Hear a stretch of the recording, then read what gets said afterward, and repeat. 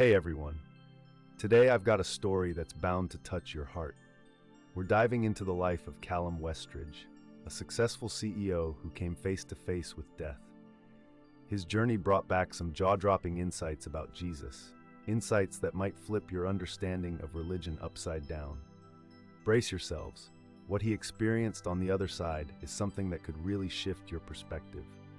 Before we dive in, don't forget to give this video a thumbs up, subscribe to our channel, and hit that bell icon to stay updated on all our content.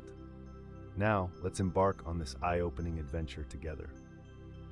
Hello, I'm Callum Westridge, and I feel like I've lived two distinct lives by the age of 51.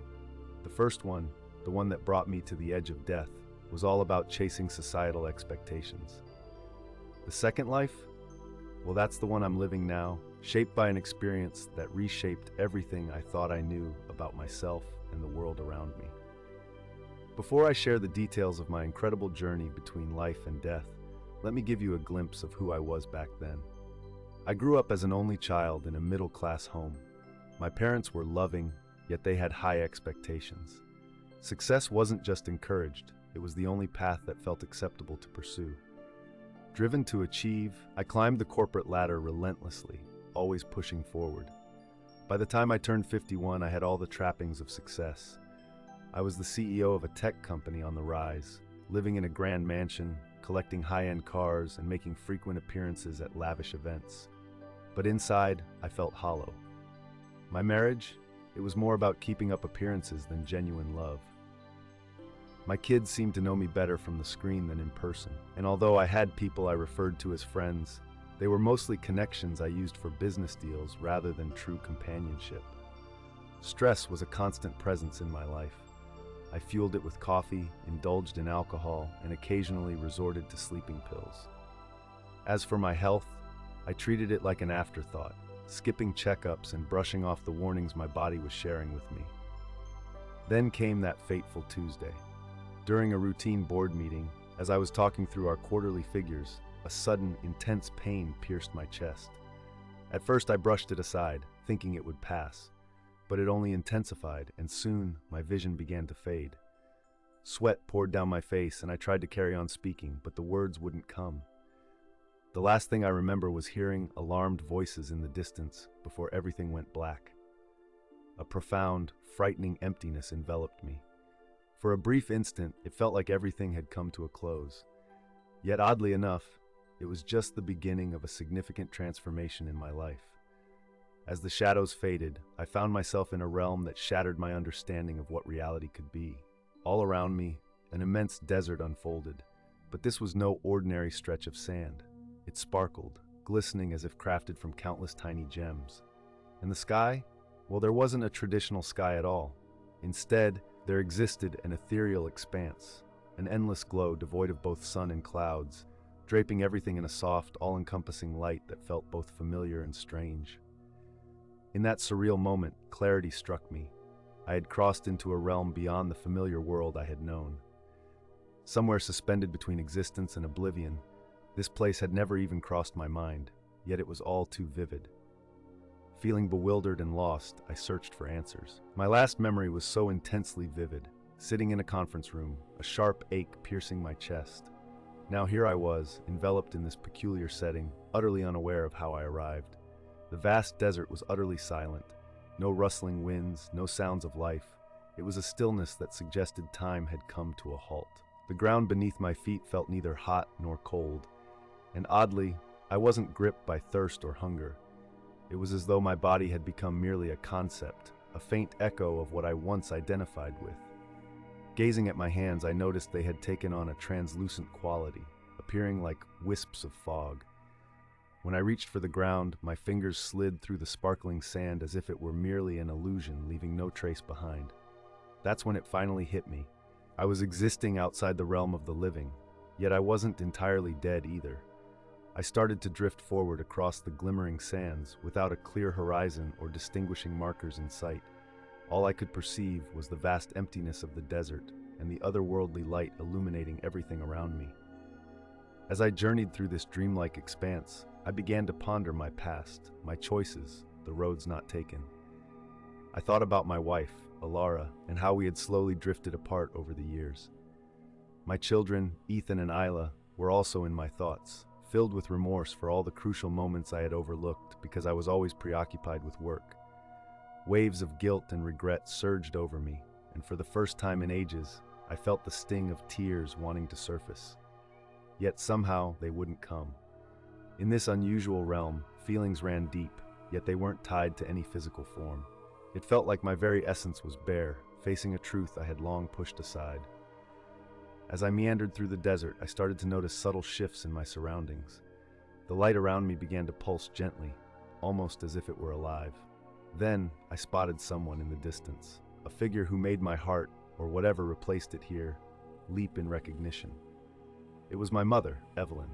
She appeared just as I remembered, her gray hair elegantly swept up, gentle eyes shining with warmth, and a welcoming smile. But how could this be real? My mother was alive, tending to her garden in her retirement home in Sedona, Arizona. Yet here she was, vivid against the backdrop of this surreal desert. I attempted to call out, but no sound came. Interestingly, it felt superfluous. In this place, it seemed like communication transcended words. My mother smiled knowingly, her gaze filled with love, and with a simple, silent motion, she encouraged me to move in a particular direction. That was when I grasped it. This journey was merely commencing, and my mother was just the first of many guides on a path that awaited deeper revelations. Following her unspoken direction, I began to walk. As I proceeded, I observed the scenery evolving around me. The crystalline expanse transitioned into an expansive field where the grass rippled gently, glowing softly. Off in the distance, I could see the silhouette of a lone red barn standing proud against the horizon. My mother floated gracefully beside me, her face radiating peace and affection. There was so much I wished to express to her, countless questions swirling in my mind, yet in this peculiar setting, words felt redundant. Instead, memories surged forth between us. I recalled moments from my childhood, her guiding me as I learned to ride a bike, soothing me through school setbacks, and celebrating every small victory. Each recollection washed over me like a wave of warmth and light, enveloping me in a tranquility I hadn't felt in years. However, intertwined with those joyful memories were echoes of painful ones. I found myself drenched in feelings of guilt and regret as I recalled those moments spent arguing with Alara over my life choices. How many times had I pushed her away when she reached out about my crumbling marriage? I could hardly remember the number of her calls that I ignored because I convinced myself I was just too busy. Yet throughout it all, there she was, my mother, looking at me with understanding rather than judgment. As we neared the old barn, she suddenly halted. Her eyes held mine, and in that moment, it wasn't just her physical presence that I felt. No, it was her voice echoing clearly within my mind, radiant and full of love. "Callum, my son," she spoke softly, "you've arrived at a defining moment in your life. What lies ahead will reshape everything you think you know about yourself and this world. Hold on to the love we share. It'll be your guide through this journey." Oh, how I longed to wrap my arms around her and express my sorrow for all the times I had let her down, for all those moments when I had overlooked her invaluable love and advice. But before I could move or say a word, her smile worked its magic, and she started to fade away. "Mom, please don't leave." I wanted to yell, but silence was all that came out. "I will always be with you, Callum." Her loving voice lingered in my thoughts before she vanished completely. With that, I was left standing alone once more, staring at the enigmatic barn. Her words stirred deep within me, stirring a sense of readiness for what was to come. I realized that whatever waited behind those weathered red doors had the power to transform my life. Curiosity mingled with unease as I approached the entrance. Surprisingly, the doors swung open with a gentle creak, almost as if they had sensed my presence. Inside, a dazzling light spilled out, so intense that it momentarily blinded me. When I finally adjusted my vision, what I saw defied all sense of logic and understanding I'd ever held. At the heart of the barn stood a boy, but not just any boy. There was something extraordinary about him. His eyes and stance emanated a profound wisdom and strength I had never encountered before. Around him, a group of grown men listened with awe and reverence. Without needing anyone to clarify, I realized that I was in the presence of Jesus Christ, not the adult figure I'd always envisioned, but a child, no older than 12. The surreal sight before me struck a deep chord within. Here I was, on the verge of experiencing something that would transform my concept of faith, religion, and what it truly means to exist. Frozen at the barn's entrance, I remained captivated, ready to embark on this life-altering moment. I found myself captivated by the incredible sight unfolding in front of me. A young boy, no older than 12, sat calmly on a modest wooden bench. Surrounding him was a mix of men of all ages. Some sported long gray beards, while others were much younger. They all shared a look of intensity and respect, completely absorbed in the moment. It felt like the warm light glowing from the barn was emanating from him directly, soft and inviting, reminiscent of fireflies dancing in the twilight of a summer evening. His deeply blue eyes seemed to embody a cosmos of knowledge, which stood out powerfully against his youthful and pure face. When he spoke, his voice was music, a clear, harmonious sound that radiated an authority that was surprising for someone so young. His words flowed like a serene yet forceful river, filling the air with an almost tangible energy. "The kingdom of heaven isn't up in the clouds, far away," he declared. "It's here, within each of you. Instead of looking for it in ornate cathedrals or complex rituals, search for it in simple acts of kindness, in forgiving those who wrong you, and in sharing love with strangers." The men acknowledged his wisdom, some with tears shimmering in their eyes, others deep in thought. To my astonishment, this was not the group of common fishermen and peasants I had always imagined as Jesus' followers. Among them were individuals who clearly had more status: scholars, priests, and even what seemed to be a wealthy merchant adorned in fine robes. Jesus extended his message: "You hold on to your rules and traditions, believing they'll bring you closer to God. But I tell you, it's not about strict rituals, it's about the sincerity in your hearts. A beggar who shares his final crust of bread is closer to the kingdom than a priest who prays devoid of love." His words hit me hard, illuminating my own flaws. How often had I judged others based purely on their appearances or status? How often had I overlooked opportunities to help, thinking my wealth made me somehow better? In that moment, his gaze locked onto mine, as if he could see right into my soul. It wasn't a look of condemnation, but rather one of deep, boundless understanding. I felt exposed, with every selfish decision and every missed opportunity to do good rushing back to me. "Don't be afraid of your failures," he said, and it felt like he was speaking just to me, even though the others remained entirely wrapped up in his message. Growth comes through our experiences. It's not the number of times you stumble that counts. It's how often you pick yourself up and try again. I felt tears well up, invisible to anyone else, as I longed to kneel before this radiant figure and pour out my regrets, seeking forgiveness. Yet, something kept me rooted in place, holding me back from getting closer. As I stood there, Callum Westridge rose, and a ripple effect prompted everyone around to do the same, as if they were all part of an unspoken command. He began walking toward the entrance of the barn where I was standing. With each step he took, his appearance seemed to shift, as though years were passing by in an instant. "Remember," he spoke, his tone adopting a depth that conveyed maturity. "Love is the strongest force in existence. It isn't confined to romance or family, it is universal love. This love knows no distinctions, casts no judgment, and offers acceptance and forgiveness without conditions. It possesses the power to heal, transform, and save."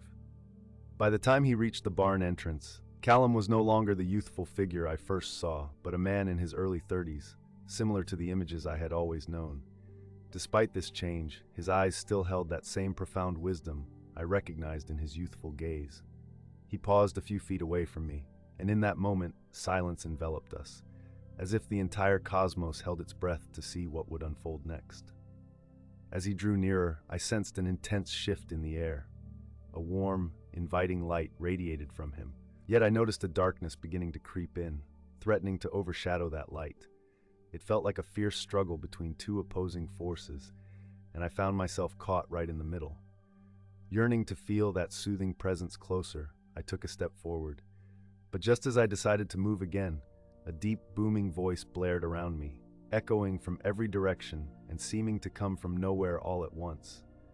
"Stop! The voice echoed thunderously.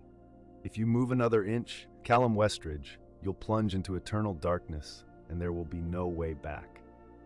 Paralyzed by fear, I watched as the encroaching darkness loomed larger, ready to consume everything in its path.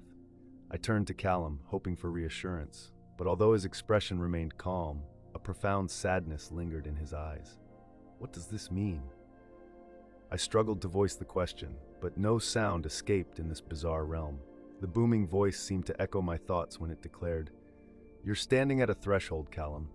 Take one more step, and everything you know on this earth will come to an end. You're not ready for that. There's still so much left for you to do, so many lessons waiting to be learned." Each word hung heavy in the air, pressing down on me. The chilling notion of forever lost in darkness wrapped around my mind. Was this a vision of hell, or simply the finish line of existence? My heart raced with fear and uncertainty. Then something bizarre began to unfold around me. The barn, the glowing field, everything started to dissolve as if an unseen artist were painting it away. The only figure that stood firm was Jesus, now merely a few steps away from me. His voice softened, taking on a gentle, almost fatherly tone as he continued. "Callum, your life has been a journey of choices that have led you off the path of light. With each act of selfishness, every brush with pride, and all those moments of turning a blind eye to others' suffering, you've drifted closer to this darkness. But there's still time to change your direction." As his words flowed, snapshots of my life flashed before me. I recalled the times I had neglected those in need, when I prioritized profit over principles, and the ways I had caused pain to those who cared for me. Each memory felt like a jolt of guilt coursing through my veins. Yet, the voice persisted, you've also experienced moments of kindness and compassion. Those small, often overlooked acts made a difference in the lives of others. That's why you stand here today at this pivotal moment. When I glanced back at Jesus, I noticed he had taken a step closer, narrowing the gap between us. His expression radiated pure love and acceptance without a hint of judgment. "The choice lies with you, Callum," he quietly urged. "You can choose to return and have the opportunity to amend your path, or you can venture into the unknown, facing whatever awaits you, be it eternal light or boundless darkness." Caught in this liminal space, straddling between light and darkness, life and death, I recognized that I was confronted with the most crucial decision of my life. What would my choice be? To turn back and confront the repercussions of my past, armed with a chance for change, or to step boldly into the uncharted, risking everything? I came to understand that the answer wouldn't stem from the commanding voice or even from the wise words of the young Jesus. Deep down, where the truth hides and demands to be acknowledged, I found myself at a crossroads. Suddenly, something extraordinary began to unfold. Callum Westridge, who had appeared to be a mere 33 years old just moments ago, started to emit an even brighter glow. It was as if every fiber of his being morphed into this pure, radiant energy. His eyes, which already radiated immense wisdom, now seemed to hold entire galaxies within them. The warmth of his gentle smile brought a kind of peace I've never felt before. At that moment, Callum became more than just a figure from centuries past. He transformed into the very essence of love and wisdom that permeates the universe. "Callum," he said, his voice a harmonious melody that resonated not just around me but deep within my soul. "You are beginning to perceive me not through the limitations of human sight, but as my true self. I am eternal, boundless, alive in every aspect of creation." I couldn't help but marvel at this reveal. He was no longer just a character from history or religion. He was a cosmic essence, a love so profound that it nearly overwhelmed my understanding. He added, "In your journey through life, you searched for me in places of worship, rituals, and recited prayers. Yet I've always resided within you, waiting for your awareness.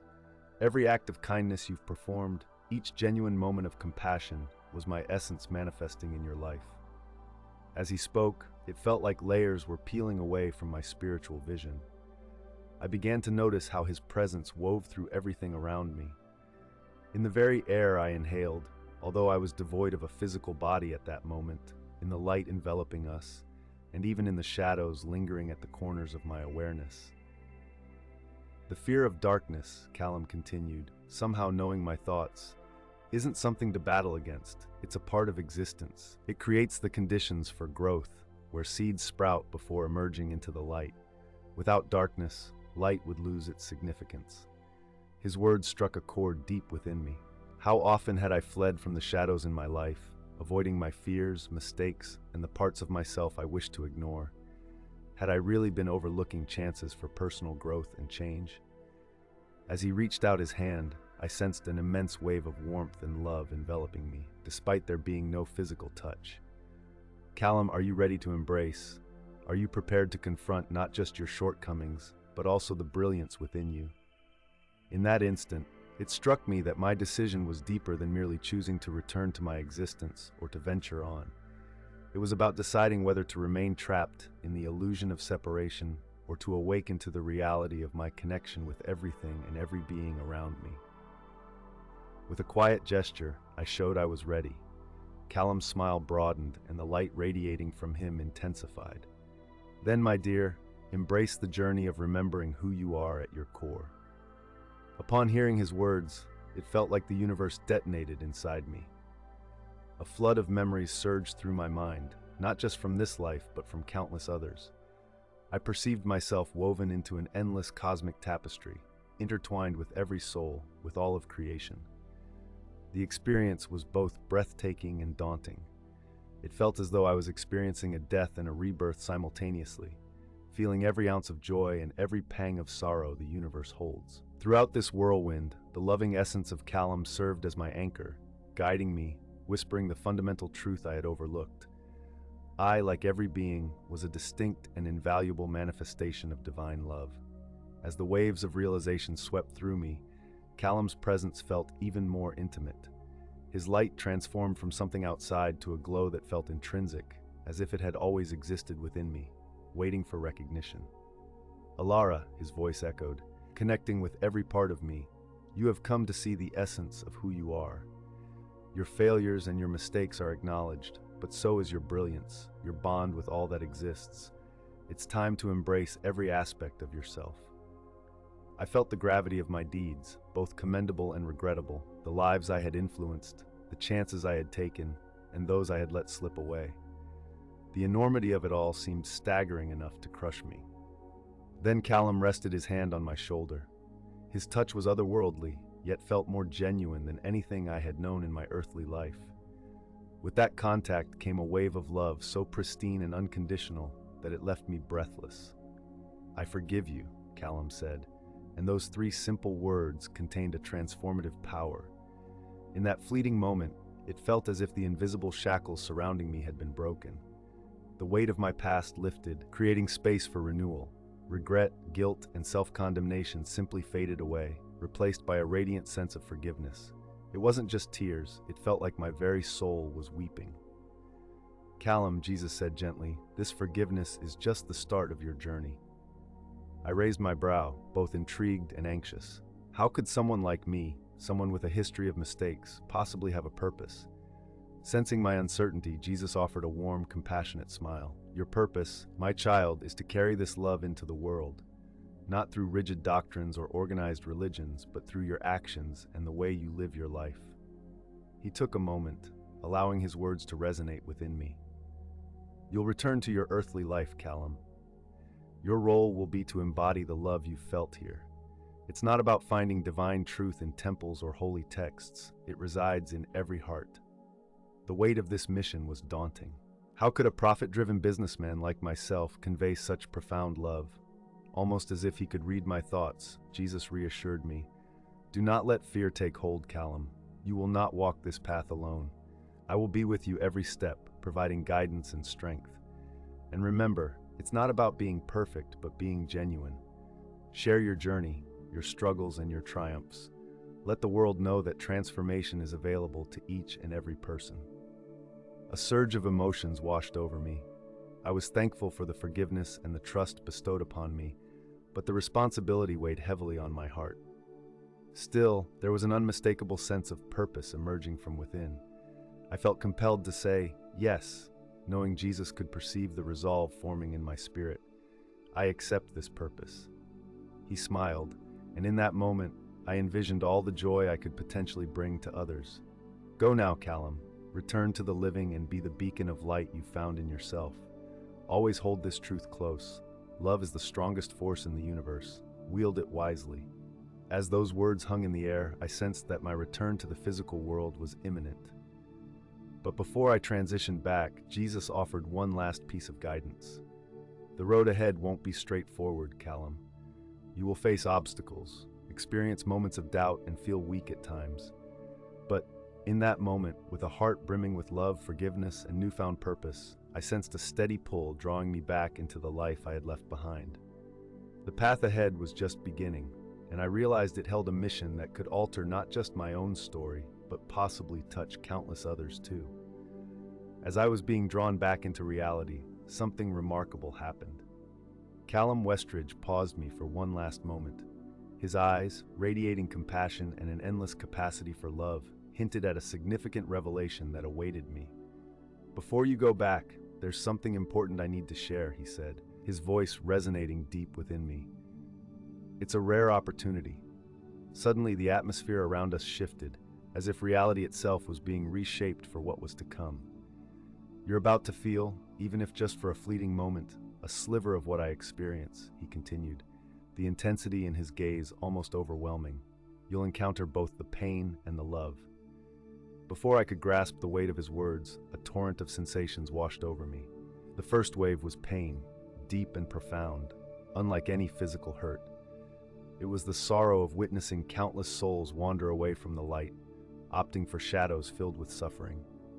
I felt each heartache that came from seeing the divine potential within beings overshadowed by fear and woundedness. The burden of every unkind act and each moment of indifference through the ages crashed over me, and it became nearly unbearable. I didn't shed tears as one would expect. Instead, it felt as if my very essence was weeping. How could Callum endure such anguish? How could he face so much suffering without succumbing to despair? Just when I thought I couldn't take it anymore, the second wave arrived. It was love, immense, pure, and unconditional. This was a love that transcended all understanding. It embraced the entirety of existence, from the tiniest particles to the grandest galaxies. It knew no boundaries, cast no judgments, and welcomed every single being as they were. In that moment, I felt an unbreakable connection to every life that had ever been or would ever be. I could sense the pure joy that comes when a child makes their first steps, the satisfaction of an artist unveiling a long-awaited creation, and the immense relief of someone healing after illness. But alongside that, I felt the deep sorrow of those who are lonely, the aching loss of the grieving, and the turmoil faced by the oppressed. Through all these emotions, love radiated abundantly, without bounds. At that moment, the essence of what Jesus meant when he said, "We are all parts of his heart," finally hit me. It wasn't just a figure of speech. It was an undeniable truth. Every individual is a distinct and treasured representation of this infinite love. Although the experience was brief, it felt as if it spanned across time itself. When I returned to my senses, I found myself metaphorically on my knees, trembling and gasping for breath. Jesus knelt beside me, his reassuring hand resting on my shoulder, grounding me back in the here and now. "Now you grasp it," he spoke gently. "This is the love that upholds everything. It's the love you'll take into the world." Still reeling from the intensity of everything I had undergone, I managed to mumble, "But how? How can I hold on to something so immense? It feels overwhelming." With a smile that seemed to embody all the knowledge and compassion in the universe, he replied, "You don't have to carry the entire ocean, Callum. Just be a drop. Each act of kindness, every comforting word, every moment of empathy represents this love. And believe me, each drop is significant." As I nodded in understanding, the weight of this responsibility began to settle in. It was challenging, yet I knew it was the most important calling I could embrace. "Don't forget," Jesus continued softly, "during the toughest times when everything feels bleak and desolate, recall this moment. Know that love always triumphs, always mends, and always transforms." With his final words, I sensed the beginning of my journey back. But this time, I wasn't simply returning as Callum Westridge, the successful entrepreneur. I was coming back as a conscious spreader of this divine love, dedicated to sharing it with everyone I encountered. The light around me grew brighter, and slowly, Jesus started to fade from view. Yet his parting message resonated in my heart. Go with love, Callum, and remember, I'm always by your side. With this profound encounter etched in my memory, I set forth on my return to the realm of the living, fully aware that nothing would ever be the same again. As I started to feel Jesus' presence fade, I found myself being drawn back to the physical realm. It was like the last wave of understanding surged through me, transforming my perception. Suddenly, all the pieces of a grand cosmic puzzle clicked together, offering a glimpse of clarity and wisdom that had eluded me until now. In that instant, the symbolism of the visions I had during my journey beyond became crystal clear. Take that white fence I had strolled along at the beginning. It wasn't just a random feature in a dreamlike landscape. Instead, it represented my own sins and limitations in a deeply personal way. Each post stood as a barrier I had built, distancing me from divine love. My tendencies toward selfishness, greed, and indifference. All of those aspects formed the very walls that kept me from forming true connections with the divine. I realized that Jesus, in his boundless wisdom, had revealed that fence not to judge me, but as a way to show me that those barriers were merely illusions. They persisted only because I believed in them and fed them with my fears and attachments. Even as his voice began to fade in the distance, Jesus' words echoed softly in my mind. Callum, this fence you see is not something created by me or any outside force. It's a reflection of the boundaries you've set for yourself and your capacity to love. The weight of that revelation hit me like an overwhelming flood. How many times had I used those fences as shields, justifying my reluctance to love unconditionally and to fully embrace the flow of life? But remember, Jesus said, you built this fence, and just as easily, you have the power to dismantle it. Every act of authentic love, every moment of true compassion, and every choice to forgive rather than judge removes a post from that fence. At that point, I realized my return to the world wasn't solely about sharing the love I had experienced. It was also about an ongoing effort to break down those walls I had constructed over the years. The parables Jesus had shared suddenly took on new significance. The tale of the prodigal son, rather than merely highlighting a father's forgiveness, illustrated the journey every soul takes back to its essence, overcoming fears and ego. Likewise, the story of the Good Samaritan urged me to dismantle the fences between us and them, allowing me to recognize the humanity in everyone. In every individual, there's a spark of the divine, no matter how different we might seem. As I embraced this understanding, a wave of appreciation washed over me for the journey I had taken. Each encounter, every insight, I realized they were deliberately laid out for me, not only to encourage my own transformation, but also to arm me for my purpose in the world. I used to see my past mistakes as barriers, but now they felt more like a guidebook leading to my freedom. With every challenge I faced and conquered, I was not just gaining ground for myself, but also paving the way for those whose lives I would change in the future. Enlightened by this perspective shift, I felt ready to make my return, not as someone trapped by their fears, but as a constantly evolving being, determined to dismantle barriers, both my own and those that kept others apart. As the light around me started to glow even brighter, I realized my time in this realm was ending. But rather than feeling anxious, I was filled with a deep sense of calm and resolve. I was eager to step back into the world, to embrace each day as a chance to turn fences into bridges, division into togetherness, and fear into love. Equipped with these deep insights and the warm memory of unconditional love, I began my descent back into the physical realm, fully aware that every following step would be a chance to manifest that divine essence on earth. The shift back was something beyond words. It felt as though each part of my being was being reset, realigning with the tangible world I had temporarily left. Familiar sensations washed over me, the comforting sounds of distant voices, the sharp, clean scent of a hospital, and the heaviness of my own body. I blinked my eyes open, gradually focusing on the white ceiling above me, realizing I was truly back.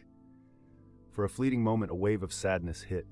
The warmth of Jesus' presence and the vast love I had felt so far away. But as I became fully aware, it dawned on me that something essential had shifted. The love and wisdom I had encountered were not lost. They were alive within me, vibrating in every cell, infusing my thoughts, Soon, the room filled with nurses and doctors, bringing me back into the present moment. When I came to, the surprise and joy all around me were palpable. They told me I had been in a coma for 3 days and that my chances of waking up had been pretty grim.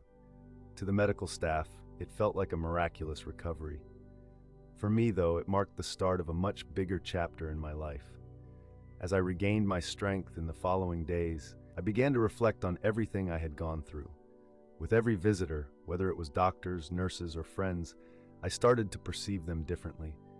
They transformed from mere professionals or acquaintances into expressions of divine love, each of them radiating the same light I had glimpsed in Jesus. My family immediately picked up on this shift. Alara, my wife, was the first to mention it, saying my gaze seemed more vibrant, filled with warmth and love. My kids, Ethan and Isla, noted how I appeared to be more fully present with them than I had ever been. Once I got out of the hospital, it became clear that I couldn't just slip back into my previous life. The mission I felt Jesus had given me resonated strongly in my heart. It was my calling to share divine love in a genuine way, not through strict doctrines, but through my actions and the way I lived. So I took a bold step and decided to step down from my role as CEO of the company I had dedicated so much time to building.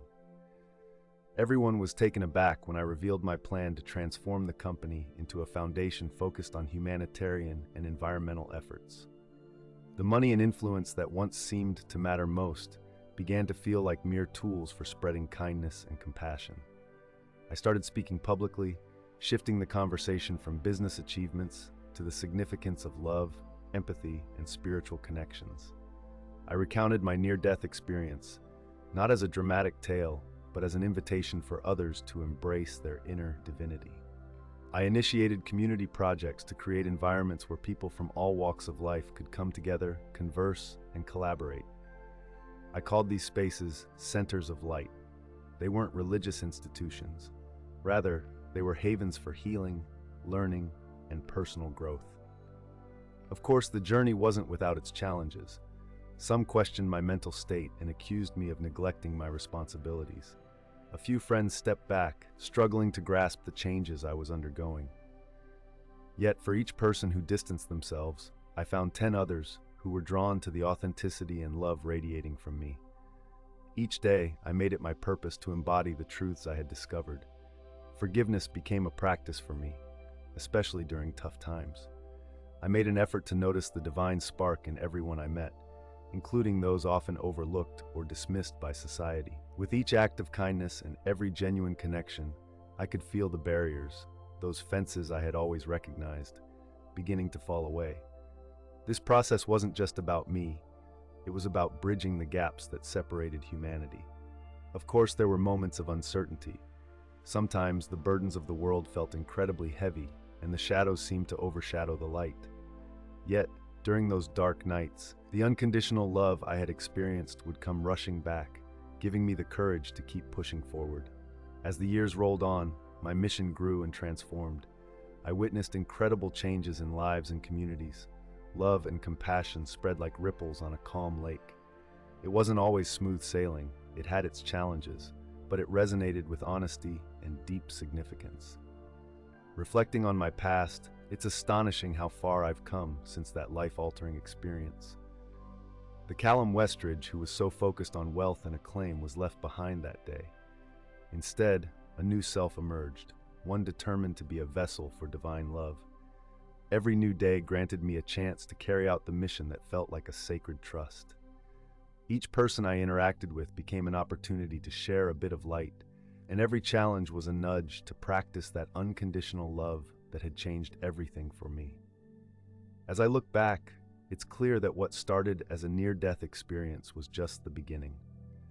The real transformation unfolded in the years that followed, in the little choices I made, the obstacles I faced, and the lives I touched.